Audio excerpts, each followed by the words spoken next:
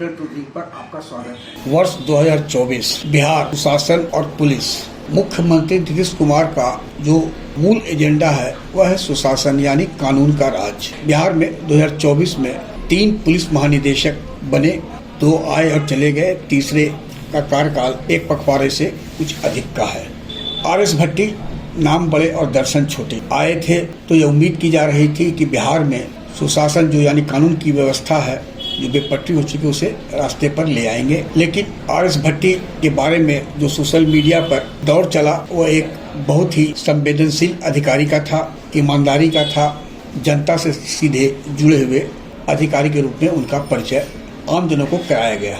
लेकिन इसके उलट RS भट्टी के कार्यकाल में ADG संपर्क के अधिकारियों को भी उनसे बात करने के लिए घंटों इंतजार करना पड़ता था। कई बार तो घंटा, 1.5 घंटा, 2 घंटे तक ADG संपर्क के अधिकारी उनके चैम्बर के बाहर विजिटर्स रूम में बैठे रहते थे कि शायद DG का बुलाहट आए, लेकिन हुआ नहीं। और वह मूलतः 2 अधिकारियों पर निर्भर रहे और ADG हेडक्वार्टर JS गंगवार को उन्होंने सिर्फ मीडिया से ब्रीफ करने के लिए ही जिम्मेवारी दे रखी। उनके आंख कान बिहार में थे। CID के IG P कन्नन और IG हेडक्वार्टर राकेश राठी। अंततः CM नीतीश कुमार को RS भट्टी को बिहार से NOC देकर सीनियर मोस्ट आलोक राज को DGP के पद पर लाना मजबूरी हो गया। आलोक राज भी करीब 2.5-3 महीने तक रहे।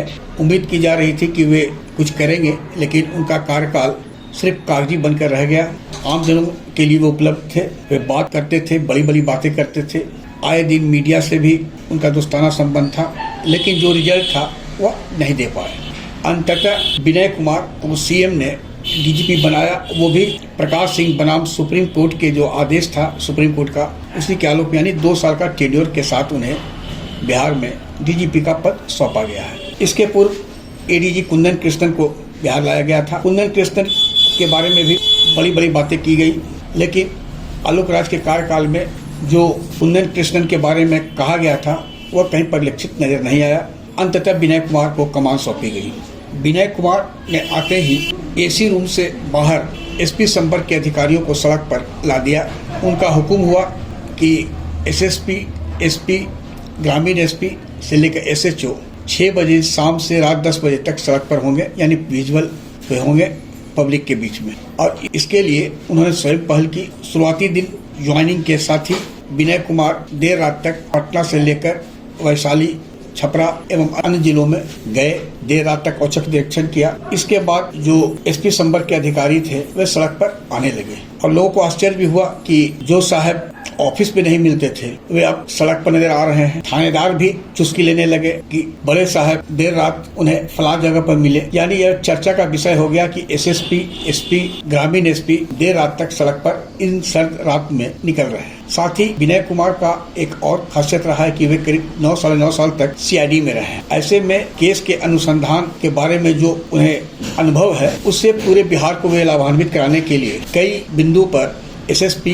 SP से लेकर रेंज IG DIG को आदेश दिया, अमुक आदेश का अनुपालन हो। अब हुआ कि SHO महीने में जो प्रथम सप्ताह में सबसे संज्ञेय यानी गंभीर मामले में दर्ज FIR का अनुसंधानकर्ता बनेंगे, जैसे रेप, डकैती, सामूहिक दुष्कर्म, जो संज्ञेय अपराध में भी भीषणतम होता है। एक और कागजी खानापूर्ति अभी होनी बाकी है। RS भट्टी ने बिहार में इंस्पेक्टर और DSP संपर्क का राज कायम कर दिया था। उनका एक अवैधानिक पुलिस ऑर्डर था 325-23, जिसमें इंस्पेक्टर और DSP संपर्क के अधिकारियों को डिस्पोजल के साथ साथ कंट्रोलिंग अथॉरिटी बना दिया गया था। DGP भट्टी के आदेश के आलोक में कोई भी सीनियर अधिकारी उस कांड में हस्तक्षेप नहीं करते थे। DGP विनय कुमार ने इसे गंभीरता से लिया है और उम्मीद की जा रही है कि जनवरी में जो अवैधानिक आदेश था पुलिस ऑर्डर 325-23 DGP का, जिसे बगैर विधानमंडल की अनुमति लिए हुए और गृह मंत्री यानी मुख्यमंत्री के अनुमोदन के लागू किया गया था, वह संभवतः रद्द हो जाएगा।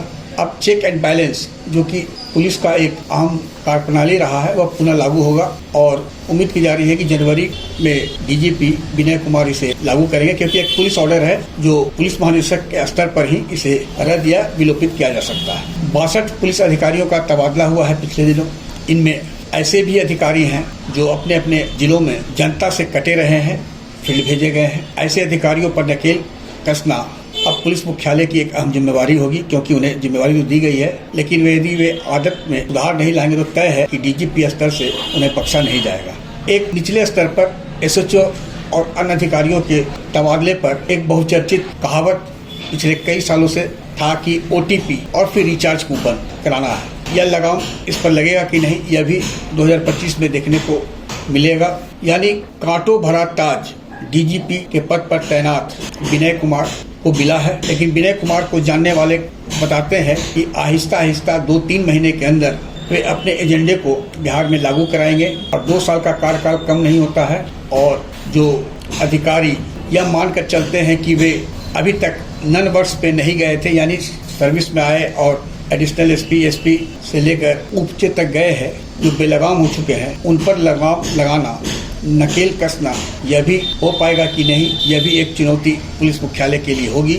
लेकिन उम्मीद की जा रही है कि विनय कुमार की जो कार्यशैली है वे होम्योपैथिक इलाज करेंगे और एक एक कर जो कुरीति आ चुकी है उसे वे दूर करेंगे। एक चीज़ और देखने को मिला है, अब कई एसपी आप जाएंगे मिलने के लिए तो मोबाइल बाहर रखवा देंगे और एसपी और फरियादी के बीच करीब 6 से 7 फीट की दूरी होती है। यानी यदि कोई वृद्ध व्यक्ति है या जो धीमी आवाज़ में बात करता है वो अपनी बात एसपी तक पहुंचा नहीं पाता था। भविष्य में एसपी जनता के साथ कितने फ्रेंडली हो पाएंगे, यह भी एक अहम विषय होगा, चुनौती होगी पुलिस मुख्यालय के लिए कि ऐसे अधिकारियों को कैसे पटरी पर लाया जाए। यानी 2025 उम्मीद भरी हो सकती है पुलिस के लिए, जनता के लिए, या उम्मीद ही नहीं पूर्ण विश्वास के साथ कहा जा सकता है।